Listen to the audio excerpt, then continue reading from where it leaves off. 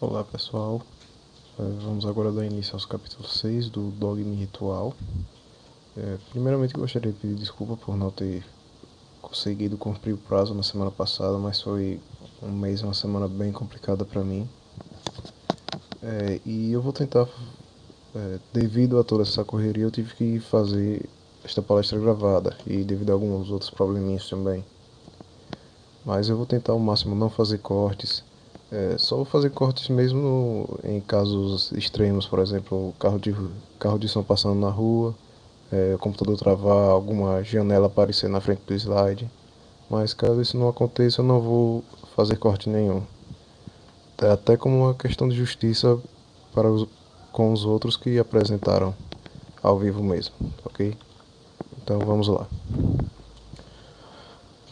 Bom, no capítulo 6 do Dogma, nós vamos ter o equilíbrio mágico, ação da vontade, iniciativa e resistência, amor sexual e o pleno e o vazio. Do ritual, no capítulo 6 do ritual, nós vamos ter o médium e o mediador, a aplicação da vontade ao grande agente, o médium natural e o mediador extranatural. Aqui na primeira parte a gente vai ver o equilíbrio mágico, que é uma coisa que fala sobre um pouquinho mais sobre as dualidades, e é uma coisa que o Eliphas ele toca muito desde o início do livro. Ele vai sempre tocar ele sempre tocou nesse assunto, e com certeza nos próximos capítulos ele vai aprofundar mais, porque é algo de suma importância para todos os estudantes de filosofia oculta ou de qualquer crença religiosa, porque nós estamos em um plano de dualidades, logo nós estamos sujeitos a todas essas leis. Aqui no primeiro parágrafo nós vamos ter: existe uma lei, o vulgo a ignora, o iniciado serve-se dela. As leis ocultas são, muitas vezes, diametralmente opostas às leis comuns. Assim, por exemplo, o vulgo crê na simpatia dos semelhantes e na guerra dos contrários. É a lei oposta, que é verdadeira. Aqui entra, eu vou dar um pouquinho mais de ênfase a essa última frase, que começa o vulgo crê na simpatia dos semelhantes e na guerra dos contrários. A lei oposta é verdadeira. Para ilustrar um pouquinho essa ideia, eu coloquei aqui no canto direito o símbolo famoso do Yang, muito conhecido, mas pouca gente realmente sabe o verdadeiro significado. O porquê de eu ter colocado ele para ilustrar em específico foi justamente por ele ser, as pessoas terem a impressão de que um está lutando com o outro, um está brigando com o outro, um está se opondo ao outro e criando obstáculo ao outro, e que um dos dois quer sempre tomar o lugar do outro. Mas isso não é muita verdade. Isso não é verdade. Quem for procurar um pouquinho da filosofia taoísta vai ver que o Yin e o Yang eles são duas emanações de uma mesma fonte, que no caso do taoísmo é o Tao. O Tao seria o vazio primordial, que a partir dele se originou o polo positivo, o Yang, e o negativo, o Yin. E a partir da combinação e harmonização entre esses dois, surgiram as 10 mil coisas, que seria o referente à criação bíblica. Ou seja, essa simples ideia das dualidades, das duas forças, nós vamos ter em todos os sistemas religiosos. Por exemplo, no hinduísmo nós vamos ter Brahma, que cria Shiva e Shakti. No cristianismo nós temos Deus, que dele se originam Adão e Eva, ou eu acho que também podemos aplicar os anjos e demônios, porque eles passam essa ideia de dualidade e também aquela impressão de que eles estão sempre lutando. Até na ciência moderna nós podemos colocar da energia surgem os prótons e os elétrons, um polo positivo e um polo negativo. E a partir dessas coisas é que vão ser geradas as outras, a partir de dois simples opostos. Mais uma vez, voltando ao símbolo, eu vou usar bastante a analogia do Yin Yang e do Taoísmo aqui nessa palestra. Aqui você percebe que dentro do Yang tem a semente do Yin. E dentro do yin tem a semente do yang. Ou seja, um nasce a partir do outro. No extremo, onde ele faz essa espécie de S, essa curvatura, você percebe que quando um chega no seu ponto máximo, ele se torna o outro nasce. No momento que o Yang atinge seu ponto máximo, o Yin nasce e vice-versa. Para um deles existir, o outro precisa estar lá. Não existe um deles simplesmente via existência sem o outro. Ou seja, essa é a ideia de equilíbrio, de que vamos largar um pouquinho aquela imagem de que as coisas na natureza brigam uma com a outra. É só uma ordem. Aquela velha história que a aleatoriedade é apenas uma ordem que nós não entendemos. Ok? Aí no segundo parágrafo nós vamos ter: para dispor da luz astral, é preciso também compreender a sua dupla vibração e conhecer a balança das forças, que se chama o equilíbrio mágico, e que, em Cabala, se exprime pelo cenário. Ou seja, mais uma vez, aqui onde está a ideia do equilíbrio mágico mais explícito, que você precisa conhecer os dois lados, dois polos, está até nas leis herméticas. Não adianta você querer estudar uma única vibração sem querer sem conhecer a sua contraparte. Porque nós estamos em um plano de dualidade. Qualquer coisa que nós venhamos a fazer, em qualquer nível, físico, mental, espiritual, vai sempre estar sujeito a planos de vibrações dualísticas. Ou seja, é preciso conhecer os dois, preciso procurar um equilíbrio entre o conhecimento dos dois. Não adianta ficar querendo se especializar só em um e esquecer o outro. Porque, mais uma vez, no momento em que um atinge seu ponto máximo, o outro nasce. Ou seja, é bastante importante a gente procurar entender a ação das dualidades em nosso plano. Continuando aqui, este equilíbrio, considerado na sua causa primeira, é a vontade de Deus, ou seja, aquela ideia de que Deus criou, a partir do uno, veio-se a dualidade, a partir de um vieram dois polos, e a partir desses polos mais coisas virão a criar. No homem, é a liberdade. Entrando um pouquinho na área da neurologia, a sua mente, o seu cérebro, ele só consegue tomar consciência de algo, processar alguma informação conscientemente, quando você conhece uma contraparte à informação. Por exemplo, você só sabe o que é luz a partir do momento que você sabe o que é uma sombra. Você só vai saber, só vai ter consciência, melhor falando, da alegria, da esperança, no momento que você conhece a tristeza, a desesperança. Ou seja, o ser humano só é consciente porque ele conhece muito bem as dualidades. Senão nós não seríamos seres conscientes. Muita gente fala de o maior objetivo é atingir o um, mas não adianta você ter esse objetivo se você não quer conhecer a dualidade. Conheça a dualidade primeiro, para depois passar para o tal do uno. E por fim, o equilíbrio produz a estabilidade e a duração. Como já expliquei, um depende do outro para existir. Toda a criação, toda a forma existencial só vem a existir a partir de uma dualidade, a partir da harmonia e da combinação entre essas dualidades.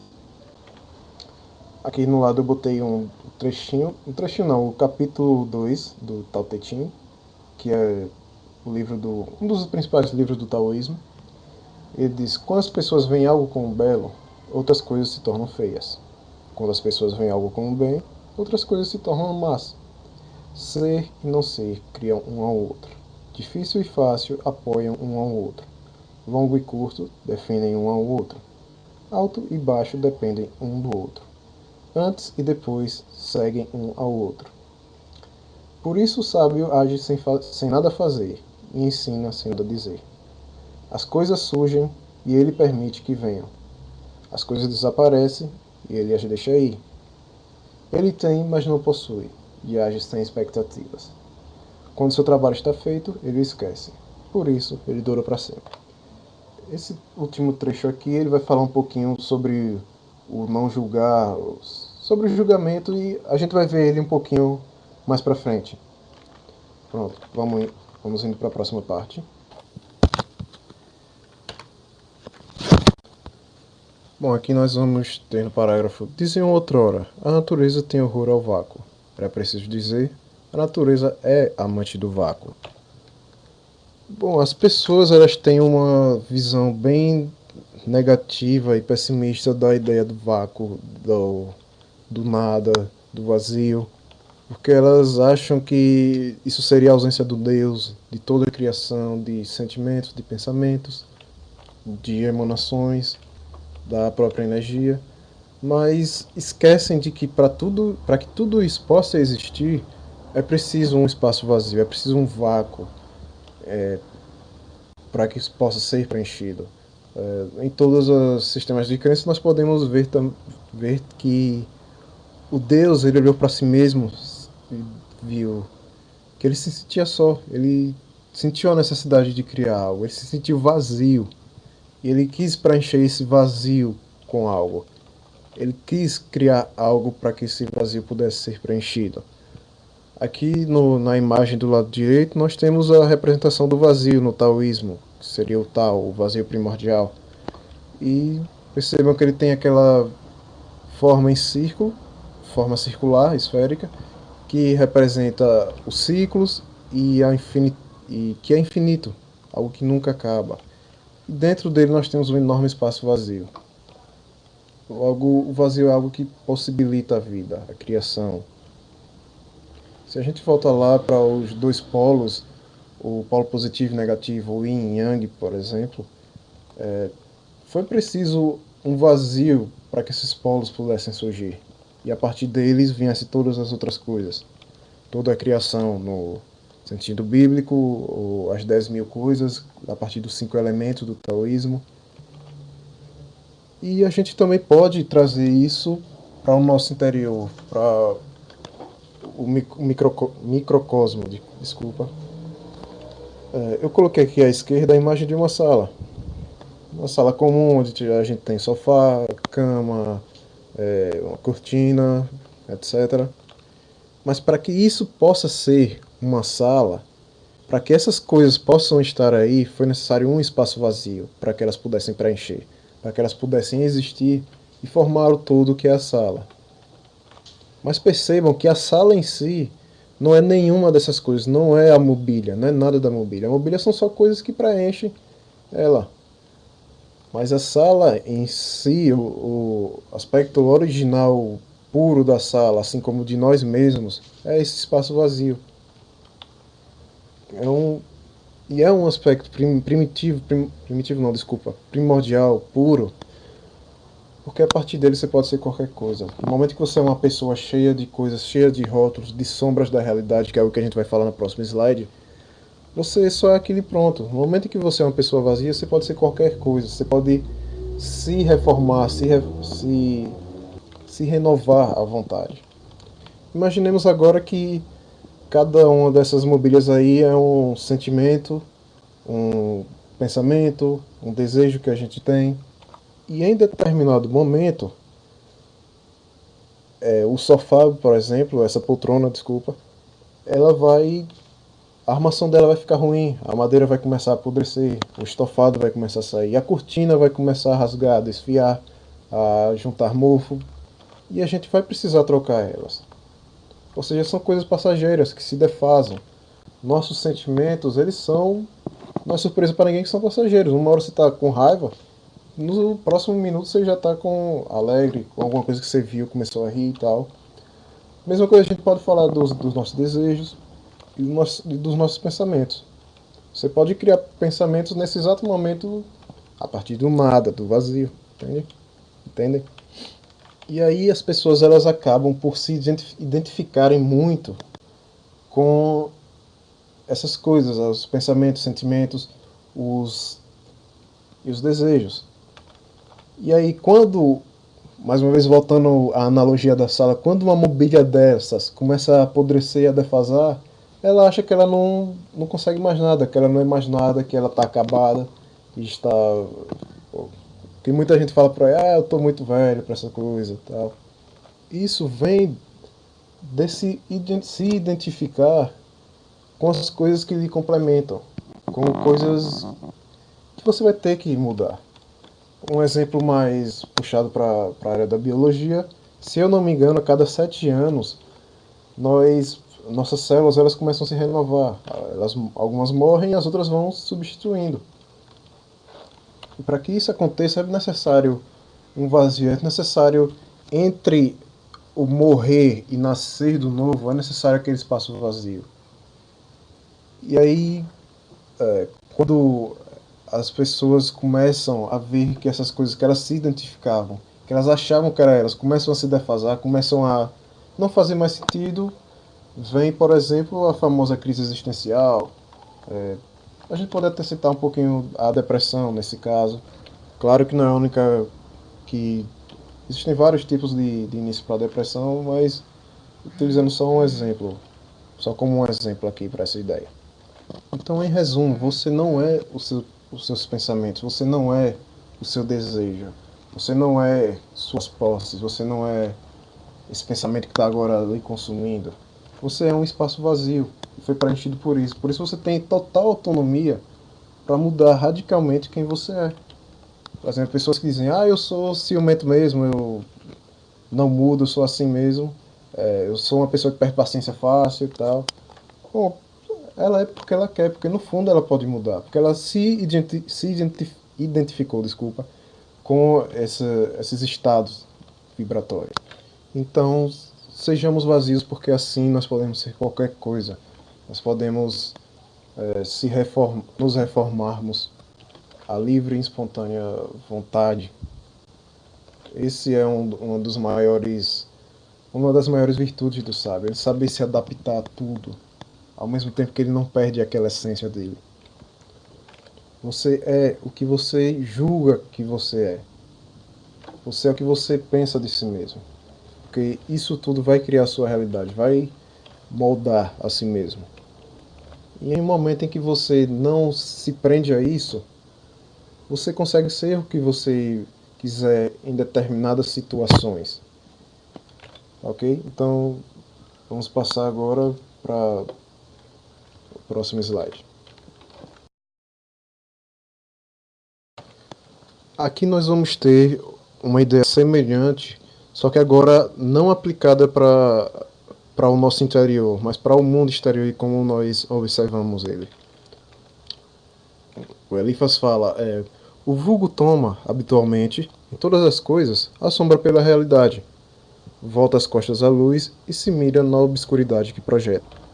Eu coloquei aqui para ilustrar uma imagem representando, duas imagens representando o famoso mito da caverna de Platão, que já deve ser conhecido de vocês, mas dando uma rápida explicação aqui, esses três homens, eles nasceram e cresceram dentro deste mundo, atrás deste muro aqui.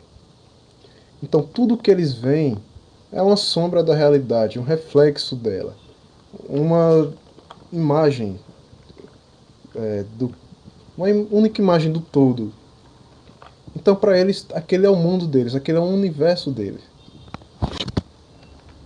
Até que em determinado momento um deles consegue sair de lá e vê que aquilo não passa de reflexos, de sombras, de objetos que algumas pessoas carregavam.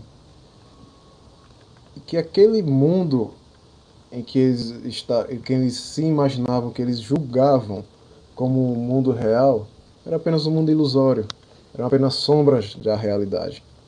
E aí no momento em que ele sai e começa a observar o mundo como ele realmente é, ele já não vê mais sombras, ele vê a realidade, ele vê a luz. E aí seria uma ótima alegoria para o despertar, a iniciação espiritual. Todos os sistemas de crença, eles vão bater muito nessa tecla do você não julgar, do você observar a realidade como ela é. Porque o significado de situações ou objetos vai depender muito do sentimento que você está colocando naquela determinada situação ou objeto. Ou seja, você cria sombras, você cria uma realidade falsa, um reflexo falso através do seu julgamento. É isso que muitos sábios falam, de você observar, de você contemplar. Se eu não me engano, na Cabala, mal que me corrija se eu estiver errado, fazendo a analogia errada, tem uma esfera que fala justamente disso, da contemplação, de você observar como as coisas realmente são, não como você julga que elas são. Existe até uma parábola que fala de uma árvore que cresceu torta. E aí uma noite um ladrão ia passando correndo perto dela. Nisso ele viu a silhueta desconhecida e estranha atrás dele e ele ficou com medo e pensou que eram policiais e acabou fugindo daquele local. Em um outro dia, um homem apaixonado, ele viu uma silhueta feminina.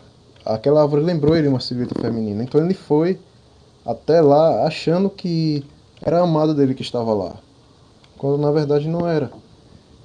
Então, em um outro dia, uma mãe ia passando com um filho pequeno, e aí a criança, assustada por causa das histórias de terror que ele tinha ouvido dos mais velhos, ele achou que ali havia algum monstro que ficava observando e começou a chorar muito.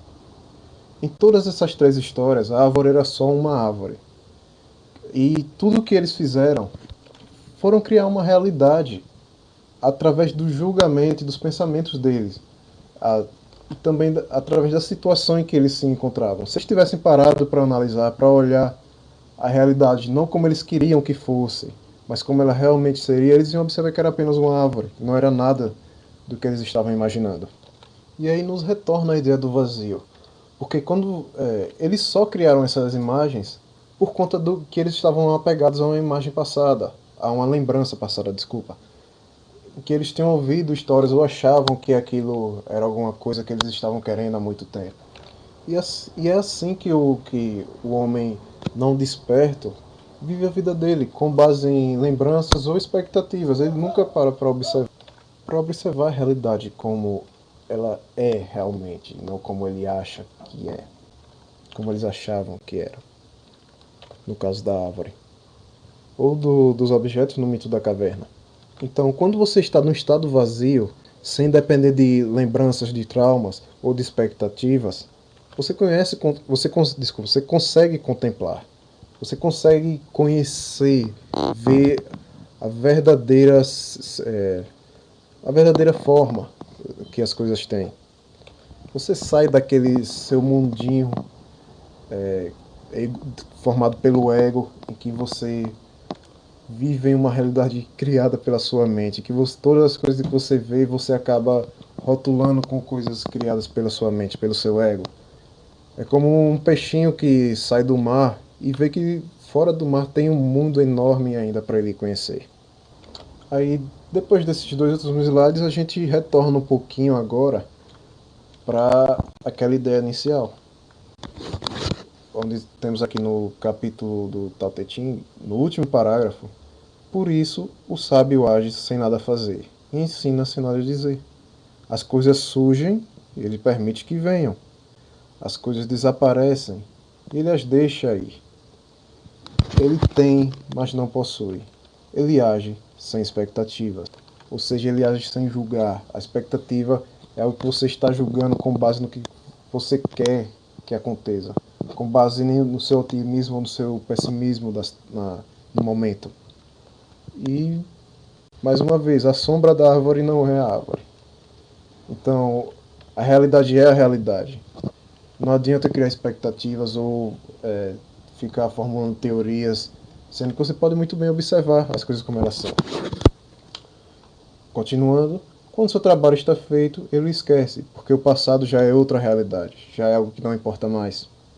Algo que só existe na sua mente, uma ilusão agora, nesse momento presente. E por isso ele dura para sempre. Então aqui nós temos as principais ideias do não julgamento, da aceitação das coisas como elas realmente são, não como você deseja que elas sejam. Porque o verdadeiro sábio, ele respeita a natureza, ele respeita o ciclo, o ciclo existencial. Ele não interfere, porque ele sabe que aquilo não é para sempre. Ele sabe que aquilo está vindo agora neste momento porque tem uma razão, porque é tudo parte de uma ordem que nós não entendemos e julgamos como aleatoriedade.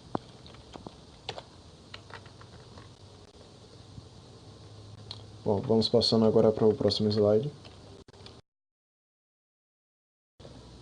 Bom, aqui na próxima parte vamos ter há, pois, em nós, três centros de atração e de projeção fluídica: o cérebro, o coração, o epigastro e o órgão genital. Cada um destes órgãos é único e duplo, isto é, nele se encontra a ideia do ternário. Cada um destes órgãos atrai de um lado e repele de outro. Bom, em minha interpretação pessoal, é que ele fala de um outro aspecto bem importante na vida de um magista, que seria o controle das paixões. E paixões seriam o excesso de algum sentimento, de algum aspecto nosso. Por exemplo, ele cita aqui três centros de atração e projeção fluídica: o cérebro, o coração ou o órgão genital, e o órgão genital. Se formos um pouquinho ao lado dos chakras, ou dos dantians, no caso do Sistema Oriental de Controle de Energia, o Qigong, nós vamos ter um lugar que controlaria a razão, que seriam os chakras mais superiores, o sentimento, seria o chakra cardíaco, e o instinto, que seria o chakra base, o chakra raiz, que sempre é representado como aquele que controla nossos impulsos terrenos mais primitivos, animais. E o controle das paixões, em que o Levi ele vai citar muito, não seria em você suprimir um desses, que é o que muita gente acaba fazendo, tentando suprimir, por exemplo, o instinto, que seria o nosso eu mais primitivo. Mas o controle seria o você saber manipular elas para cada situação que você for necessitar. Mais uma vez, a gente retornando para aquela ideia da sala em que nós temos a mobília, nós estamos sendo representados aqui pelo self, uma ideia da psicologia junguiana, o eu. E aí nós vamos ter a mobília, o que nos preenche os espaços vazios. A razão, sentimentos e instintos, que seriam as três forças da psique humana. E mais uma vez, nós não somos nenhuma das três, elas são ferramentas para que nós possamos usar na nossa vida, em diferentes situações da nossa vida, em que cada uma seria melhor aplicada. Por exemplo, quando uma pessoa está fazendo uma prova, ela não vai nunca utilizar o sentimento ou o instinto para isso. Ela utiliza sempre a parte lógica da psique dela, o cérebro. Já é uma situação de perigo, a pessoa não pode pensar muito. Na verdade, nós nem conseguimos pensar muito. Em uma situação de perigo repentina, a primeira coisa que a gente faz é o que muitas pessoas dizem: você desliga o cérebro, sai correndo, passa por cima, faz qualquer outra coisa. Ou seja, é uma ação instintiva. Os sentimentos seriam as nossas diversas reações às situações da vida. E mais uma vez, apesar da imagem aí ao lado, não é para gerar brigas ou conflitos. As coisas, essas três elas devem trabalhar juntas, entrar em uma harmonia, uma combinação, para que assim você possa utilizar elas sempre que necessário e de forma consciente. Porque a maioria das pessoas, quase todas as pessoas, elas utilizam essas três forças de uma forma bem inconsciente. Simplesmente acontecem e simplesmente as situações se apresentam e acontece de uma dessas três forças tomar conta dela. E nem sempre é a mais apropriada para a situação. Por exemplo, em um momento que alguém esteja te irritando muito, e aquele seu lado instintivo já fica querendo partir para agressão, alguma coisa, sendo que é um momento para você agir com razão, ou até com um pouquinho de sentimento. Então, é aquela mesma ideia do você saber trabalhar a si mesmo, para que você possa utilizar essas três forças, e que uma não deve ser que você não deve suprimir nenhuma delas. Você deve dar liberdade a todas e saber utilizar todas de forma consciente, de forma responsável, porque uma complementa a outra. E a consciência é a junção de todas elas. Assim como o branco é a junção das cores, das quatro cores principais. A sua consciência é formada através de sua razão, do seu sentimento, do seu instinto, que cada um deles vai ter um papel muito importante no momento presente. E só neste momento, e só este momento tem importância para a vida das pessoas. Deve ter importância para a vida das pessoas. O que não acontece sempre. Só para deixar bem claro, a razão, o sentimento e o instinto são minhas interpretações sobre esta passagem. O que eu tirei da psicologia junguiana foi a nomenclatura self, que é o que ele delimita como eu. Mas todo o resto foi uma interpretação minha, não sendo tirada dessa linha da psicologia. Então, eu acho que por aqui eu acabo a parte do dogma. Vamos agora para a parte do ritual. Bom, começando agora a parte do ritual, no primeiro parágrafo nós vamos ter: dissemos que para adquirir o poder mágico são necessárias duas coisas: desembaraçar a vontade de toda a servidão e exercê-la a dominação, desculpa. A vontade soberana é representada nos nossos símbolos pela mulher que esmaga a cabeça da serpente e pelo anjo radiante que reprime e contém o dragão embaixo do pé de sua lança. A serpente aqui representando o primitivismo humano, ele ser um escravo de si mesmo. No próximo parágrafo nós vamos ter: o médio natural é, pois, a serpente, sempre ativa e sedutora das vontades preguiçosas, a qual é preciso resistir sempre, dominando-a, resistir a seus impulsos mais primitivos, mais instintivos. Um mago apaixonado, um mago guloso, um mago colérico, um mago preguiçoso são monstruosidades impossíveis, mas o mago pensa e quer. Nada ama com desejo, nada repele com paixão. A palavra paixão representa um estado passivo, e um mago é sempre ativo e vitorioso.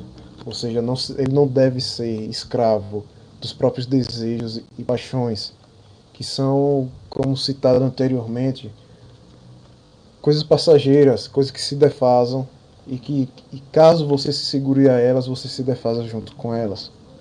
Você deve dominar a si mesmo, não ser o escravo de si mesmo, que é, como o Levi fala aqui, é uma monstruosidade impossível.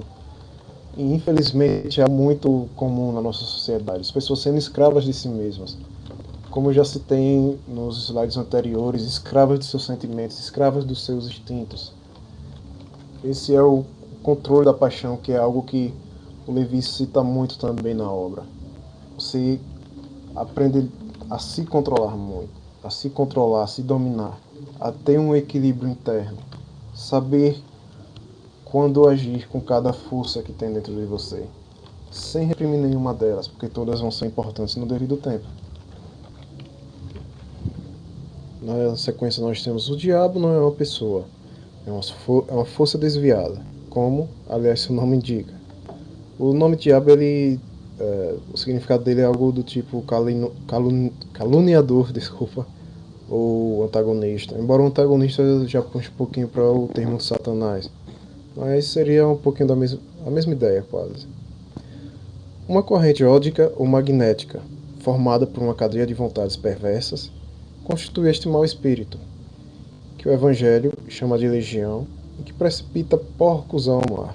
Nova alegoria do arrastamento dos seres baixamente instintivos pelas forças cegas, que pode pôr em movimento a má vontade e o erro. Podemos comparar esse símbolo com os companheiros de Ulisses, transformados em porcos pela maga Circe. Ulisses, ele é o personagem principal da Odisseia de Homero, e em um determinado momento ele está na embarcação dele com os tripulantes, e eles desembarcam em uma ilha. Lá eles encontram um palácio, e nele tem essa maga, a Circe, que é muito bela e sedutora. E 23 homens que Ulisses tinha mandado para fazerem reconhecimento na ilha acabam encontrando ela no palácio dela. E lá ela começa a oferecer várias coisas para eles, desculpa. E à medida que eles vão aceitando cada vez mais coisas, eles vão tomando características animalescas para eles. É tanto que eles chegam a virar porcos. E eu lembro que Ulisses descobre isso e vai atrás dessa rainha. Aí nos leva à próxima passagem. Ora, veja o que faz Ulisses para se preservar a si próprio e libertar seus companheiros. Ou seja, ele se preserva, ele não se entrega aos vícios que a natureza está oferecendo a ele. Recusa o copo da encantadora e lhe ordena com a espada. Espada que simboliza a força de vontade. Circe é a natureza com todas as suas volúpias e atrativos. Para gozar dela, é preciso vencê-la. Porque caso contrário, você vai ser só mais um escravo da natureza. E vai estar sujeito sempre às armações e atrativos delas. Sempre governado por desejos. O homem se libertou da cadeia de instintos. O homem que se libertou da cadeia dos instintos perceberá primeiramente a sua onipotência pela submissão dos animais. Animais aqui que, ao meu ver, está se referindo mais aos animais internos, não ao termo literal animal. A história de Daniel, na Cova dos Leões, não é uma fábula. E mais uma vez, durante as perseguições do cristianismo nascente, este fenômeno se renovou em presença de todo o povo romano. Ou seja, esta fábula do que o leão é considerado o rei dos animais. Então ele conseguiu dominar o maior dos animais para a visão da época. Raramente o homem tem alguma coisa a recear de um animal do qual não tem medo. Podemos ver aqui, a gente também pode ver aqui na imagem alguns elementos bem simbólicos, o cálice, a varinha mágica. Bom, aqui eu vou finalizando a minha palestra. Muito obrigado a todos pela atenção. Mais uma vez, minhas sinceras desculpas pelo atraso de uma semana. E desculpa os transtornos e por ter avisado de uma última hora, mas eu dei meu máximo para poder trazer essa palestra aqui para vocês e terminar o mais rápido possível. Sinta-se à vontade para criticar, corrigir caso eu tenha falado algo errado e também adicionar o conhecimento de vocês, tá? Então, é isso aí. Primeiramente, eu gostaria de parabenizá-lo, tá, Ronin, pela que é minha pesca, né? Obrigado. Na verdade, sobre alguns temas que eu gostaria de falar. Gostaria de parabenizá-lo pela apresentação. Eu acho que você soube muito bem trazer algumas informações importantes. Obviamente, a gente percebe muito a sua inclinação, né, ao taoísmo, fica muito claro. E eu fiquei muito satisfeito com as interlocuções que você conseguiu trazer, né, de um conhecimento onde Levi se baseia inteiramente na Kabbalah e traz, né, à luz do Tao essa percepção, né, do que viria a ser esse equilíbrio mágico. É importante começar a ideia falando sobre as... Deixa eu só dar uma olhada numa coisa aqui, desculpa.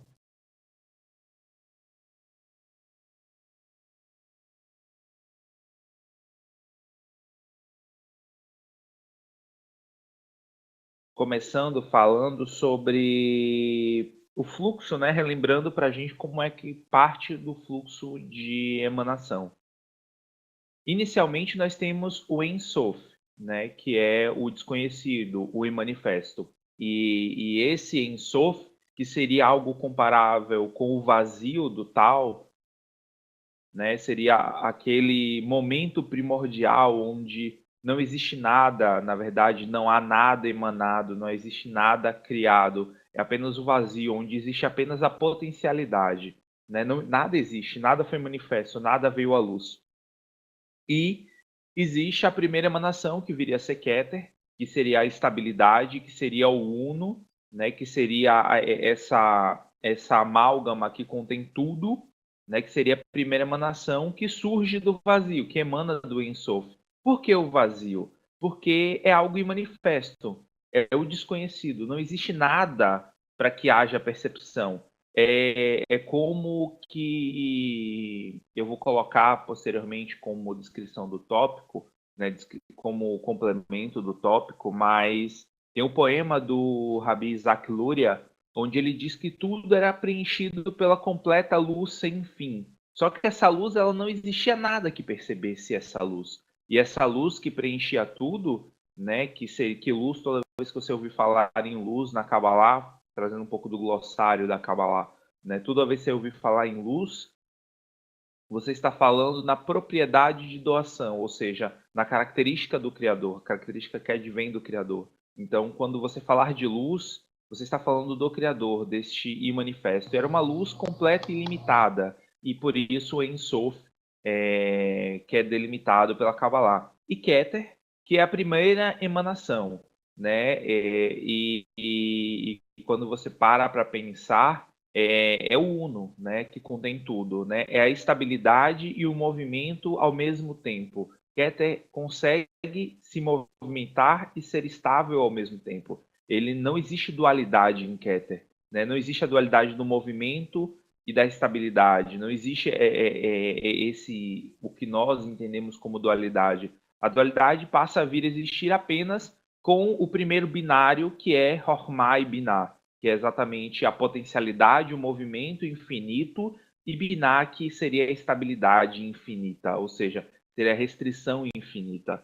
E você tem o complemento dessas duas energias e viria a ser a primeira dualidade, o espírito e a matéria, o movimento e o repouso, o ativo e o passivo. Né? E seria essa a primeira exemplificação desse equilíbrio mágico que é colocado por Levi.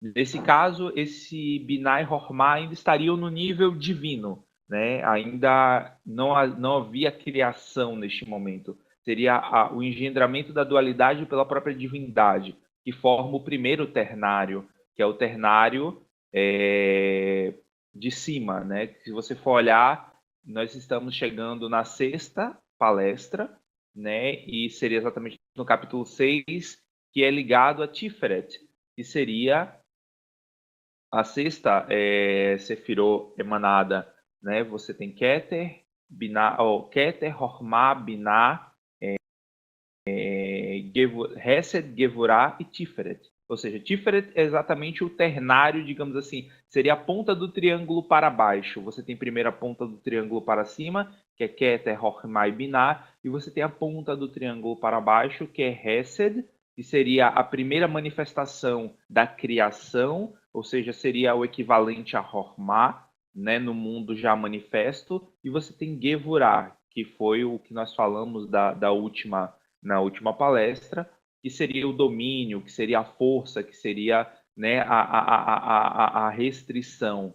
E é exatamente a combinação dessas duas polaridades, ou seja, a benevolência e a justiça, né, a misericórdia e a justiça de Gevurah, os dois juntos formariam o equilíbrio que é representado pelo Christus, né, que é o perfeito, que seria onde você encontra o equilíbrio, que seria Tiferet, ou seja, Tiferet seria comparável a Keter, ou seja, seria o homem divino, ou seja, seria o homem integrado, seria o homem ligado às aspirações superiores. E quando você vai parar para observar na árvore da vida, os dois estão extremamente interligados, né? A dualidade ela não é ruim, como eu coloquei aqui, como vocês podem perceber. Não existe mal, existem flutuações energéticas, ou seja, não existe ruim na natureza, não existe nada ruim na criação, né? Tanto que os cabalistas dizem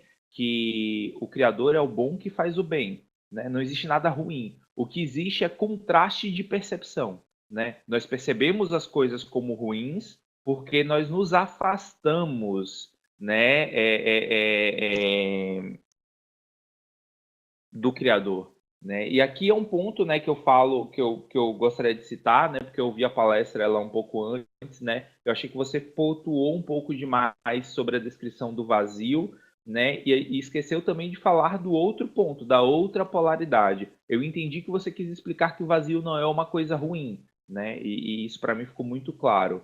Mas eu acho que você poderia aproveitar um pouco mais para tratar sobre o equilíbrio entre as polaridades, porque é isso que se propõe esse capítulo, né? Mas eu entendi que foi a forma que você encontrou para poder ilustrar que assim que o vazio não é ruim, não é algo nocivo, e que na verdade eu entendo, né? Mas digamos assim que eu enxergo o vazio, e aí eu vou colocar uma palestra também em anexo da professora Lúcia Helena Galvão, explicando exatamente esse segundo aforismo do Tao Te Ching, né, que você explicou. Tem uma palestra, eu particularmente eu gosto muito da professora Lúcia Helena Galvão, né, e eu acho que ela consegue abordar esse segundo aforismo sem abordar a filosofia oculta. Ela aborda a filosofia comum, né, e aí a gente consegue tirar as nossas conclusões a partir disso, mas eu acho que é extremamente importante que a gente possa entender o vazio como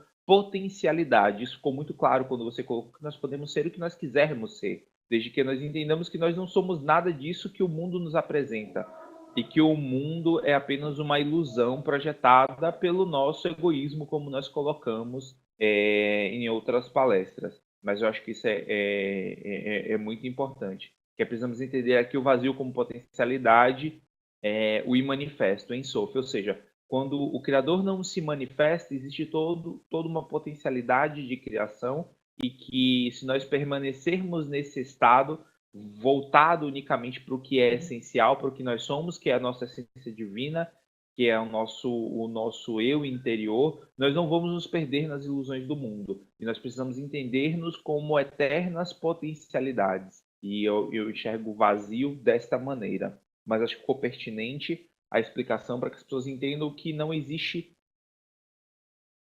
ruim, né, na criação, e sim flutuações energéticas que se complementam, né? A destruição é um fluxo natural. Recentemente nós passamos por uma palestra, não, um trabalho, na verdade, sobre as leis morais do Espiritismo, onde nós falamos sobre a lei de destruição, que é uma outra coisa que eu colocarei também como anexo, seria a terceira coisa que eu colocarei aqui como anexo. Falamos sobre a lei de destruição como extremamente necessária para que o fluxo da natureza, para que o equilíbrio, inclusive o próprio equilíbrio, ele seja mantido. Porque se houvesse uma criação desenfreada e não houvesse destruição daquilo que não é essencial, mas apenas temporário, a criação seria uma desordem. E a destruição ela é necessária, assim como, por exemplo, a morte, a entropia, a lei da entropia, né? Ela é necessária para a manutenção do fluxo das coisas, porque senão seria apenas uma criação e haveria estagnação, e isso seria contrário ao processo de existência, né? A destruição como sendo algo necessário, mas a destruição do que é impermanente, né? Apenas das ilusões. As ilusões precisam ser destruídas para que apenas o essencial possa ser revelado. E aí aqui nós temos algum ponto interessante, que essa escuridão, que esse afastamento do Criador é uma escolha da criatura, né? É uma escolha da criatura quando ela decide comer o fruto do conhecimento do bem e do mal, que é conhecido como o ato de virar a face. Agora, pense da seguinte forma: se Keter é a visão de Deus face a face, quando o Ronin pediu para poder eu lembrar qual seria, né, a Séfira que tem como mote, né, como experiência espiritual, a visão de Deus face a face é Keter, né? Se o homem vivia face a face com Deus, ou seja, ele vivia integrado ao Criador. Imagine que viver face a face é você estar frente a frente com uma pessoa, né? Você estar inteiramente conectado com esta pessoa. E se o Criador é tudo o que existe, né? Digamos assim, se ele está presente em tudo que existe, melhor dizendo, ele é tudo que existe, não. Ele está presente em tudo que existe. Imagine da seguinte forma: se o Criador está presente em tudo, então se você olhar para a direita, olhar para a esquerda, o Criador vai estar presente. Se você olhar para frente, olhar para trás, o Criador vai estar presente. Qual é a única possibilidade que existe para que você não possa enxergar o Criador? É fechar os olhos, é olhar para dentro. Então, é uma escolha da criatura olhar para dentro de si, ou seja, voltar-se para si própria, ou seja, deixar de estar voltado para o Criador, ou seja, que o Criador está ao redor, né, da criatura neste momento, presente em tudo que existe, e é um ato da criatura, o fruto do conhecimento do bem e do mal, quando a criatura absorve o fruto do conhecimento do bem e do mal, ela volta para si mesma. Ou seja, o egoísmo, o ato de voltar-se para si própria. Ela deixa de estar com a face virada para o Criador e vira a face para si própria. E aí existe a percepção de que ela é vazia, ela é o desejo de receber. Enquanto ela estava em contato com o Criador, ou seja, que os seus olhos estavam voltados para o Criador, ela era preenchida pelo Criador. Ou seja, o Criador preenchia tudo aquilo que era necessário para a criatura. Mas neste momento, quando ela decide, a criatura decide virar a face, olhar para dentro, ela sente vergonha. E aí ela cria a amassá, que é a barreira, que seria: eu não quero receber a luz do Criador porque eu me envergonho, que é esse o ato da vergonha de Adão e Eva, né? Eles se sentem envergonhados pela sua própria natureza e decidem criar a amassá, que seriam as roupas que eles vestem, né? Ou seja, as roupas de pele que eles vestem seria para cobrir a sua nudez, para cobrir o seu egoísmo quando ele vira face a face, né? Eu acho que é uma alegoria extremamente interessante para que nós possamos compreender elementos emocionais da criatura no momento do ato da criação. E que isto é também necessário. Digamos que se a criatura não tivesse virado a face para si própria, ela não teria criado a maturidade suficiente que precisaria fazer o caminho de volta, de retorno ao Criador, né? Que é a união novamente com o Criador, né? Contemplar Deus face a face. É a experiência de Keter, é a união com o Criador, o que os cabalistas chamam de a correção, ou tikkun em hebraico. Outro ponto que eu achei importante que você poderia ter feito e que a professora Lucilena faz, né? Mas você conseguiu no final trazer um pouco disso, é que a não ação é exatamente o elo, o link da desidentificação com a matéria, né? Que corresponde ao que o Levi coloca como não submissão do magista às paixões do mundo. A não ação, que isso vai ser colocado, né, na palestra da professora Lucelena, né, sobre o segundo aforismo do Tao Te Ching, é exatamente isso. A não ação é a desidentificação com a matéria, pois toda a ação ele age sem agir, ou seja, ele age sem estar identificado com a matéria, né? O sábio, ele age sem agir, por quê? Porque ele simplesmente não se identifica com a matéria e não está sujeito às ações da matéria. Por que é considerado como não ação? Porque ele simplesmente segue o fluxo natural das coisas. Ele age porque ele faz o que é necessário, ou seja, ele está identificado não com a matéria, mas com o uno, com aquilo que cria, que sustenta essa realidade. E por isso não é uma ação propriamente dele, mas uma ação da natureza. Ele passa a ser uma força da natureza, né? E é o que ele coloca como não submissão das paixões neste capítulo. Então, nos dois capítulos, na verdade, né? Porque as paixões são forças que podem ser utilizadas, como você mesmo colocou, né? São forças que podem ser utilizadas, que são necessárias, na verdade, ao homem. Se a gente for parar para pensar o instinto de preservação que foi nos colocado, né, que foi desenvolvido ao longo do tempo, era necessário para a sobrevivência da espécie. Ou seja, existe um motivo, existe um porquê. O medo, ele é uma coisa necessária, né, para que o desenvolvimento do homem pudesse acontecer, né? Ele não é uma simples coisa que pode nos conduzir, né? Na verdade, ele é necessário como uma força que pode ser utilizada. A questão é que nós não podemos ser utilizados pelo medo, mas sim utilizarmos o medo como algo que pode nos fazer crescer. Tá? E aqui eu coloco um pouco também sobre as paixões, elas podem ser utilizadas, na verdade, como método de crescimento, como meio de crescimento.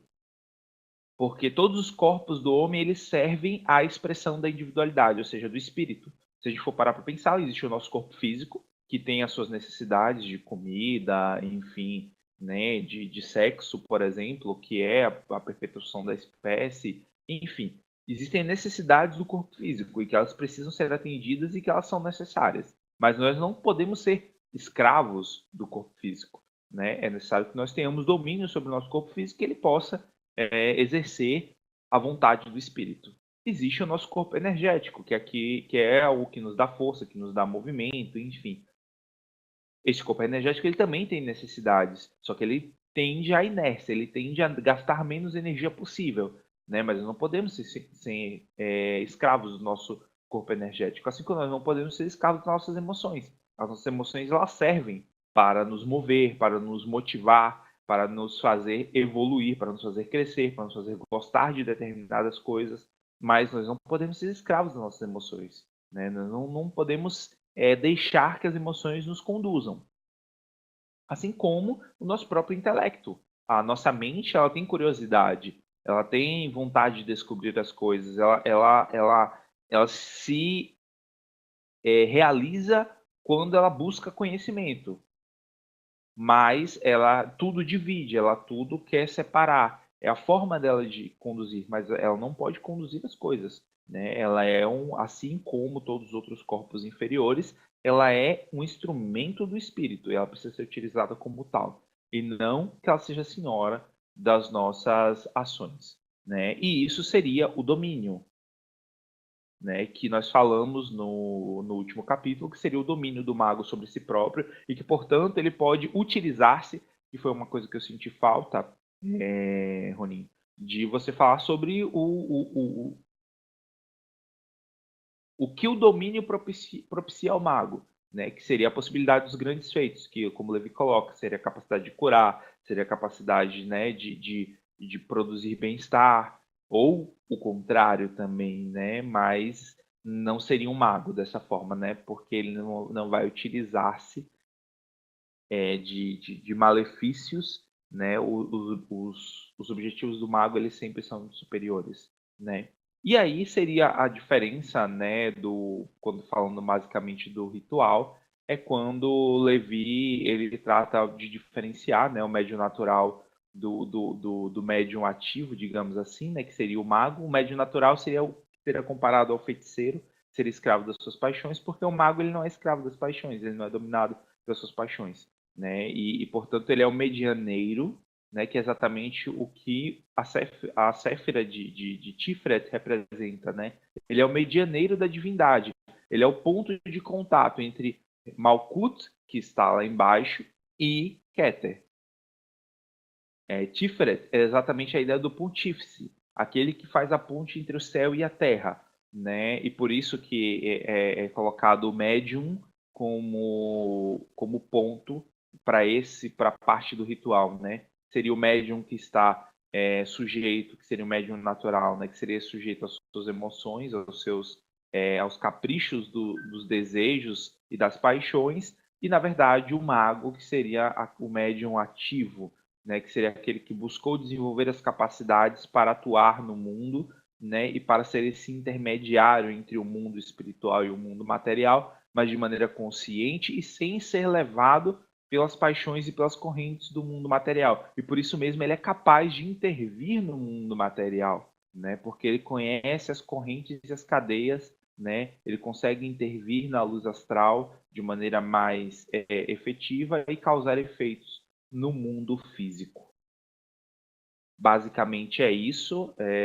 No mais, gostei bastante, volto a dizer, né? Os pontos que eu chamei a atenção foram mais para poder esclarecer, né? E eu acho que foi muito completo, né? E realmente fico feliz pela execução.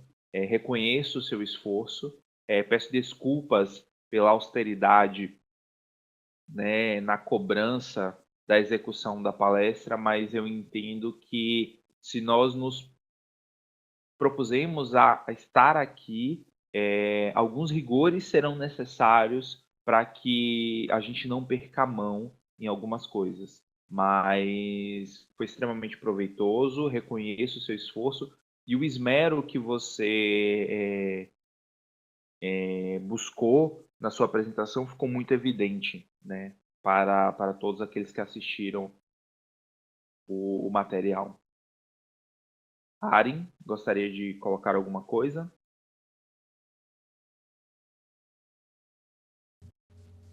Bom, sim. Em primeiro lugar, realmente a apresentação ficou muito boa, a reunião ficou muito fluida. Deu para perceber que algumas partes foram gravadas em momentos diferentes, mas a linha de raciocínio não se perdia. Ficou muito interessante a palestra de maneira geral. Eu não tenho muita coisa para acrescentar, para falar a verdade, só algumas percepções pessoais, porque esse tema tem sido centro de algumas discussões ultimamente. Eu acho que alguns outros membros do círculo vão poder pontuar melhor algumas coisas que eu vou colocar aqui, mas enfim. Quanto à ideia de identificação com as coisas que não são a gente, as coisas que formam a personalidade, isso me lembra bastante a minha primeira experiência mística, para falar a verdade, foi o que me colocou na busca espiritual, que foi uma experiência de meditação em que depois de um momento de silêncio absoluto mental e de conseguir perceber que todas as coisas, que pelo menos grande parte das coisas que eu achava que eram eu, não eram de fato eu. Elas eram expressão de alguma coisa que eu não conseguia identificar. É como tentar olhar para o próprio rosto sem um espelho. É um ponto que não olha para si mesmo. E tudo que gira ao redor são complementos, são maneiras de se enxergar, maneiras de se ver, maneiras de fazer. E essa percepção foi o que me levou a buscar o que é que existe de fato, o que é a verdade. E, enfim, quanto ao mundo das dualidades, é porque eu tenho algumas anotações aqui, eu vou tentar organizar da melhor maneira possível. Eu lembro que no primeiro slide ou no segundo slide você apresentou o Yin e o Yang para exemplificar o que você estava falando. Bem, eu tenho tido algumas experiências bastante interessantes com relação à ideia de identificação. Enquanto num primeiro momento, a minha primeira preocupação era identificar aquilo que não era eu, ultimamente algumas coisas têm me feito operar através da identificação. Eu acho muito interessante esse capítulo quando fala disso. É...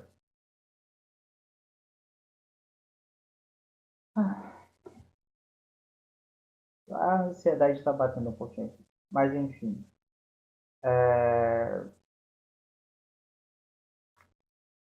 Bem, uma das coisas que eu fiquei pensando enquanto você mostrava o Yang é como isso se relaciona a alguns conceitos de computação, especialmente. Sobre como isso se relaciona à ideia do código binário, que, especialmente quando você falou que quando um chega no máximo, o outro se inicia. Quando se fala em código binário, em 0 e 1, as pessoas têm uma noção de que é o ligado e desligado absoluto, de que é simplesmente um estado em que existe uma coisa em que outra coisa não existe. E não é exatamente isso. O que existe são estados diferentes de uma mesma corrente de energia. um estado mais baixo e um estado mais alto. São estados diferentes de uma mesma coisa. Através disso, um programador ele consegue estabelecer, ele consegue construir toda uma realidade através da lógica, através de um conhecimento de como construir aquela arquitetura. Eu acho que essa é uma imagem bastante parecida com o que você estava colocando.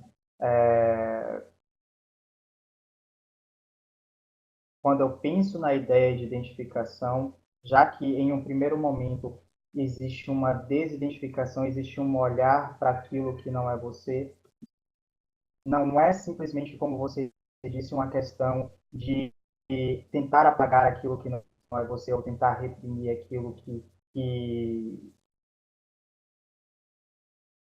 não é você, mas tomar aquilo como instrumento, tomar para si e usar aquilo ativamente, conscientemente. Você consegue se identificar conscientemente com uma determinada parte da corrente. E através disso, entender o seu oposto e tendo os dois em equilíbrio, tendo os dois à frente, na presença da sua consciência, na presença da sua vontade, você consegue operar e transformar o que quer que seja que esses dois níveis de uma realidade representem. E você consegue construir através disso, você consegue criar uma síntese, você consegue elaborar em cima de dois estados diferentes de uma mesma coisa. Eu penso nisso quando eu penso no que é o absoluto, como o Mark Lord falou, quanto à ideia do Ein Sof, que é o absoluto, e a partir dele, a partir das emanações do absoluto, que não é uma coisa, que não é o ligado ou o desligado, não são dois estados distintos, não é uma coisa que existe ou não existe, é uma coisa que simplesmente há. E através das emanações existem dois estados dessa mesma coisa, e a partir disso se constroem todas as outras. Uma outra imagem da matemática que me parece ser útil para enxergar isso vem da teoria dos conjuntos, e justamente sobre você, Rony, falando que o vazio não é uma coisa ruim. E eu diria que, mais uma vez, falando como o McLeod falou, que ele usou a frase o mal não existe, são apenas flutuações, são apenas diferenças de estados. Na teoria dos conjuntos, quando você pega um conjunto, me corrijam se eu estiver enganado, mas quando você tem qualquer conjunto, contém, independente do número de elementos que ele tenha, contém em si também o vazio. E o vazio em si, ele é uma coisa. Se você cria um conjunto e coloca o elemento vazio dele, ele passa a ser um conjunto unitário. Quando você tem o máximo de uma coisa, a outra se expressa. São simplesmente diferentes estados de uma mesma coisa. Sendo assim, o que eu estava querendo falar sobre identificação, eu acho que fica mais claro com um exemplo, e depois eu vou tentar elaborar um bocadinho sobre isso. No grupo que eu participo, no grupo de estudos que eu participo, a gente faz algumas, eu acho que já foi falado aqui, a gente faz alguns estudos, inclusive isso está no texto também, é muito legal. A gente faz estudos com o uso da ayahuasca. E durante um desses trabalhos, recentemente, eu tive a oportunidade de fazer um experimento muito interessante que eu tive a oportunidade de repetir hoje sem a ayahuasca. Em um dos trabalhos, uma pessoa estava passando mal do meu lado, com dificuldade de respirar. Percebendo aquilo, eu me concentrei em tentar manter a minha mente o mais estável possível, em seguida em me identificar com aquela pessoa que estava com dificuldade de respirar e tendo a minha mente afastada dessa identificação com a outra pessoa que estava com dificuldade de respirar e ao mesmo tempo com a minha respiração que era eficiente, eu consegui normalizar a minha respiração e através a normalização da minha respiração, pelo menos foi a maneira como eu percebi, a partir do momento em que eu consegui normalizar minha respiração, a pessoa que estava do meu lado também conseguiu normalizar a respiração. Foi uma coisa que eu duvidei naquele momento, mas como eu disse, eu consegui repetir hoje mais de uma vez, sem a ayahuasca. E eu acho que aí fica bastante claro qual é a ideia da identificação e de como não estar preso, não se deixar levar pelas suas impressões daquilo que é a sua experiência de estar vivo. Você não acreditar que você é aquilo que você está experimentando em absoluto. Faz com que você tenha poder, com que você tenha a possibilidade, seria a melhor palavra, de operar sobre essas circunstâncias. Uma coisa muito interessante também que eu vi essa semana, eu estava na faculdade lendo um livro de um psicanalista em que ele defendia a tese, o livro dele era defendendo a tese de que a antítese do amor é o poder. E eu estava desenvolvendo essa ideia com alguns colegas sobre qual é a ideia, qual é o conceito de poder dentro do que ele coloca no livro. O que seria o poder vulgar e o que seria o poder verdadeiro. O poder vulgar é você simplesmente o poder sobre qualquer coisa que seja, é o impedimento, é você limitar as possibilidades daquela coisa e fazer com que o que quer que seja que precise seguir seu curso, passe por você para conseguir seguir esse curso, para conseguir chegar a um estado de equilíbrio. Você ter poder sobre outras pessoas é você ser dono das necessidades dela.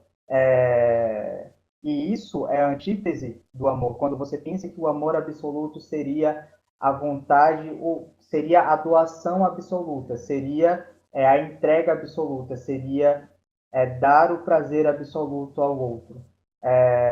E eu usei para exemplificar isso aos meus colegas, e também é uma imagem que está no livro, a imagem de Jesus sendo tentado no deserto, sendo que ele é um representante de Tiferet, que é a Séfira da beleza.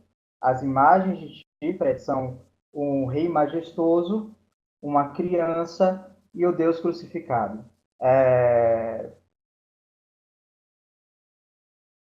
Eu penso que Jesus, no deserto, sendo tentado, é uma imagem genial, em que você tem o Filho de Deus sendo tentado pelo príncipe do mundo a poder ter todas as coisas do mundo, a poder, de certo modo, dominar o mundo, a ter todas as coisas se ele adorar a esse príncipe. No fim das contas, ele tenta Jesus a crer que uma outra frase que me falaram sobre o Keter, que ele não tem a coroa sobre sua cabeça, mas que ele é a coroa, que ele é o rei e o dono de tudo de fato. Se ele tomasse para si todas as coisas, ele teria o poder vulgar, ele teria a limitação de todas as coisas para si. Mas, ao mesmo tempo, ele seria escravo de todas essas coisas, porque ele só teria poder enquanto todas essas coisas estivessem em sua posse, estivessem limitadas e o cercassem.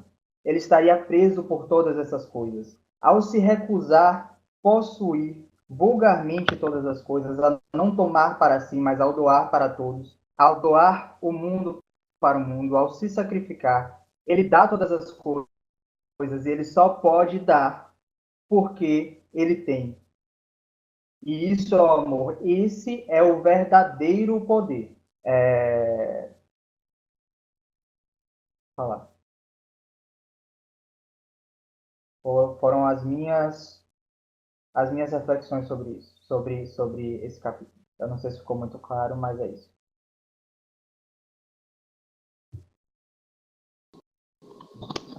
Mais alguma coisa para falar, Gostei Marco? bastante do final. Não, gostei bastante do final. Eu acho que isso é extremamente importante perceber, porque você só pode, a partir do momento que você doa, e aí falando um pouco sobre o que nós falamos sobre a lei de doação, né, nesse trabalho que nós participamos agora nesse último final de semana, quando você doa, você tem tudo, né, na verdade. Porque você doa, porque você está aberto. Você se torna vazio, de fato. Mas extremamente interessante. Mas eu acho que é isso. Ronin, fica à vontade para encerrar, meu cara.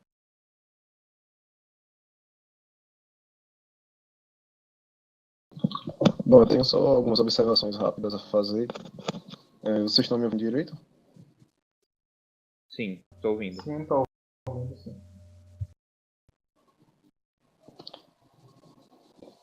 Bom, eu fico muito feliz que vocês realmente tenham gostado da palestra.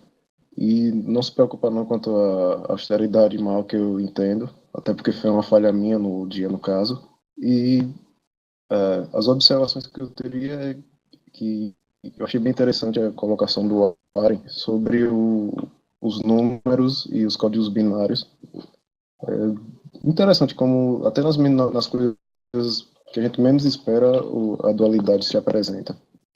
E quanto ao Malk, no caso do vazio, de eu ter focado muito no vazio e não na contraparte, eu acho que ocorreu um pequeno erro de interpretação minha, porque no caso do taoísmo, o vazio ele seria o equivalente ao Ein Sof da Cabala, ou seja, seria o primórdio, sem ainda ter aquela dualidade vazio preenchido e tal. É porque quando se traz a tradução, ele vem como vazio, mas seria tal, no caso.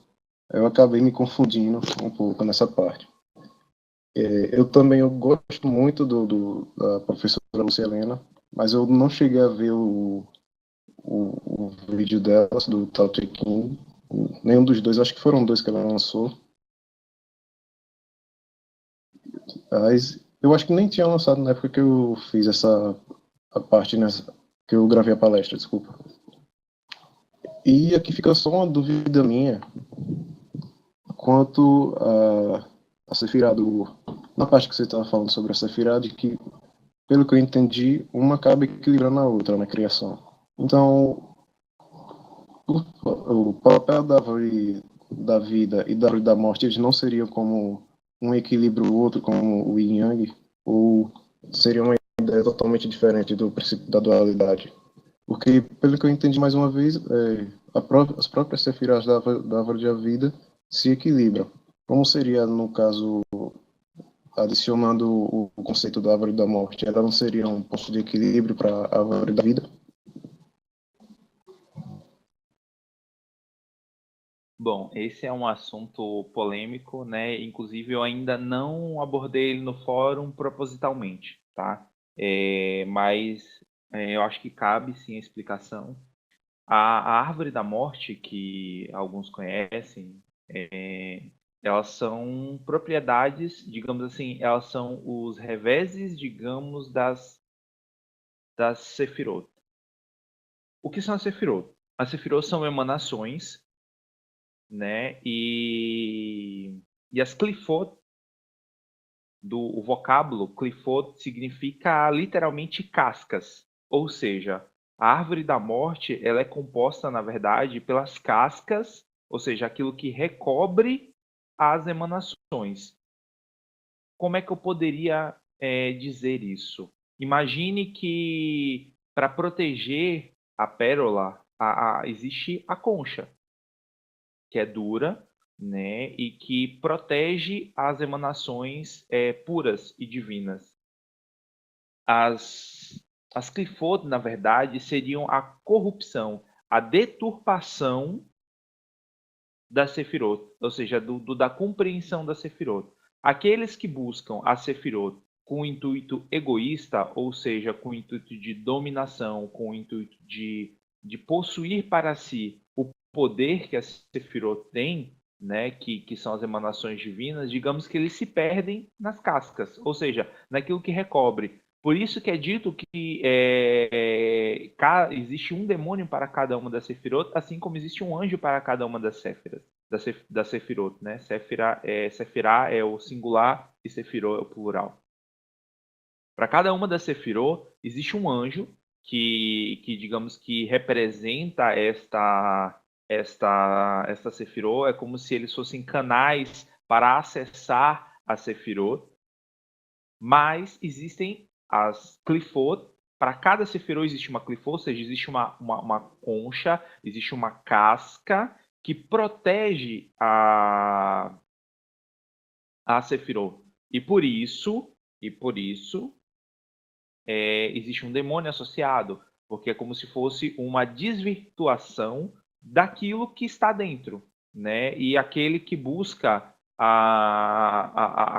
aquela virtude com interesse egoísta acaba deturpando e acaba virando exatamente o seu oposto. Como, por exemplo, eu vou dar o exemplo no caso de Yesod, né? Que eu não lembro qual é o nome da Clifot oposta de Yesod, mas eu lembro o nome do demônio associado, que é Lilith, né? E na verdade seria exatamente um demônio voltado à sexualidade. Por quê? Porque Yesod é exatamente o plano astral, ou seja, o plano lunar, e é exatamente o elemento da árvore da vida, pensando no homem primordial, no Adam Harishon, é exatamente a Sefirot que estaria ligado ao órgão sexual, mas que pode ser utilizada. E detalhe, o nome de Yesod significa fundação. E você tem exatamente. Perceba a linha tênue. Você fala da fundação da criação e você deturpa isso em sexualidade. Ou seja, aqueles que se perdem, né, na busca egoísta de Yesod se perde exatamente na clifor, na casca da sexualidade. Então, dos desejos, ou seja, da corrupção da sexualidade. Então, as Clifot, elas não são o oposto da árvore da vida como se pensa. As Clifot, a árvore da morte, na verdade, é como se fosse, como eu poderia dizer, ela não é a polaridade oposta, mas na verdade a casca que recobre, ou seja, seria a corrupção do que a árvore da vida propõe. Porque as polaridades, como eu disse, ela não é ruim. Quando você fala de ativo e de passivo, de vida e de morte, você está falando em termos, digamos assim, de elementos da mesma coisa. Por exemplo, quando se morre no plano físico, se nasce no plano espiritual. Quando se nasce no plano físico, se morre no plano espiritual. Ou seja, existe essa completa transição sempre e nada é definitivo na dualidade, mas não existe mal, né? O mal é exatamente o afastamento do Criador. O mal para Kabbalah é exatamente a má interpretação da criatura por parte das ações do Criador. Então, quando a criatura ela própria ela se perde em si própria, né, é gerado o não entendimento da Sefirot e, portanto, ela se perde na Clifot. Não por acaso, né, numa das descrições do fórum, né, eu coloco assim, aqui nós buscamos a Emaf, né, que significa verdade. Aqui nós buscamos a verdade. Mas aqueles que se perdem na busca pela verdade, ou seja, que buscam a verdade de maneira egoísta, que buscam a verdade de maneira para a autossatisfação e não com o desejo altruísta e não com o desejo de se melhorar e de buscar elementos para ser, digamos assim, mais ativo no mundo, acaba se perdendo nos túneis, né, da morte de Maef, que seria da árvore da morte, ou seja, aquilo que se perde na deturpação dos conceitos, que na verdade não existe deturpação no plano espiritual, não existe para o Criador, não existe ruim, né? Na verdade, não existe nada ruim, é apenas a nossa percepção, ou seja, equivocada, a busca equivocada das coisas superiores que acabam nos causando mal, que acabam nos deixando na periferia do que quando na verdade nós achamos que somos possuidores de alguma coisa, mas na verdade nós estamos apenas na periferia da Sefirot. As próprias Sefirot, elas são equilibradas por natureza, né? E a árvore da morte, ela existe por conta da própria incompreensão da criatura. Ela é apenas uma sombra projetada pela criatura. Imagine da seguinte forma, como eu falei, imagine que o Criador é o Sol. Quando você deixa de olhar para o Sol, que é o exemplo que Levi dá, o que você vê? A sombra. Mas o que é a sombra? Não é sua própria imagem? Então, imagine que a árvore da vida está brilhando para a criatura. Ela simplesmente vira as costas para a árvore e apenas ela vê a sombra da árvore projetada. Ela não consegue enxergar a árvore porque sua própria percepção está deturpada. E ela acredita que aquilo é a árvore, que ela tem algum poder sobre aquilo, mas na verdade ela só vê sombras, assim como o mito da caverna. Ela só vê a projeção da árvore, ela não vê a árvore em si. Ela se perde nas sombras, na sua má interpretação da realidade. Esclareci a dúvida ou foi muito complexo?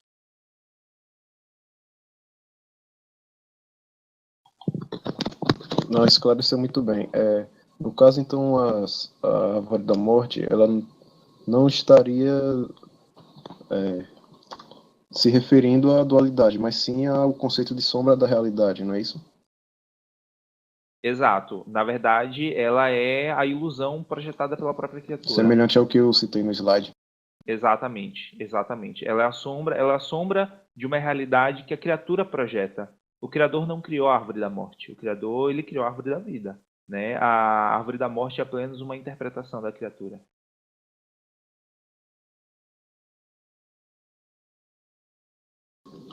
Ok, agora uma segunda e última dúvida é que durante o vídeo eu citei na parte justamente da sombra da realidade que no momento em que você observa a realidade como ela é sem você julgar como bom ou ruim, você vê como ela realmente é, não como seus sentimentos quer que ela seja. E eu citei que teria uma esfera na árvore da vida referente à contemplação. Seria uma analogia correta ou eu me equivoquei no significado dessa sefirá?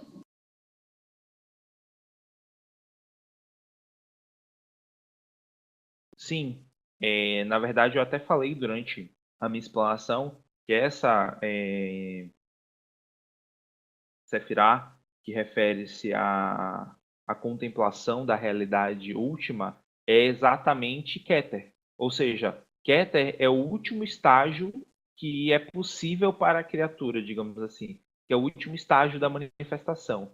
Então você vai ver Deus face a face e você vai enxergar com os olhos do Criador. E por isso não existe má interpretação. Quando você alcançar o estágio de Keter, não vai existir má interpretação, não vai existir dúvida sobre o que é real ou não. Você vai estar vendo o sol, ou seja, e tudo que é iluminado pelo sol. Não existirá nem sombra projetada, porque você vai estar olhando para o sol e pelas coisas iluminadas para o sol. A sombra ela só existe a partir do momento que você dá as costas para o sol, né? Então é nesse sentido que existe sim, de fato, uma sefirá, né, ligada a essa experiência de enxergar a realidade como ela é, mas é Keter e é o último estágio evolutivo, digamos assim, da criatura. Seria o estágio de união com o Criador, né? É a Tikkun, a correção final. É quando não existir mais nada de egoísmo dentro da criatura. Ou, na verdade,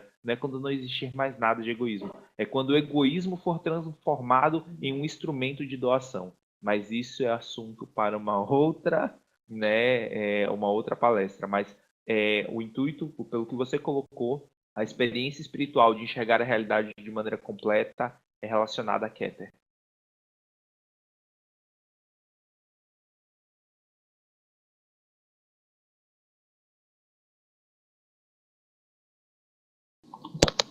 Pronto, ok.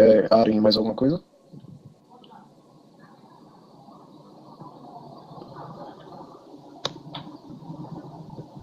Não, nada a acrescentar.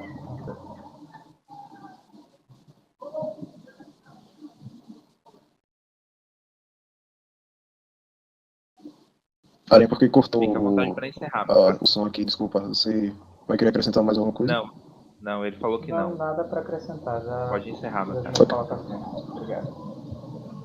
Pronto. Tá ok. Malk, muito obrigado pelos esclarecimentos. Falta a gente estar aqui com 1 hora já de gravação. Nil e a Nina realmente fizeram falta. E com certeza seria muito mais longa essa discussão aqui. Bom, e por aqui vamos encerrando então. Obrigado aos dois que compareceram aqui para a gente fazer esse longo debate. E até a próxima palestra. Até, muito obrigado e boa noite. Até. Boa noite. Boa noite.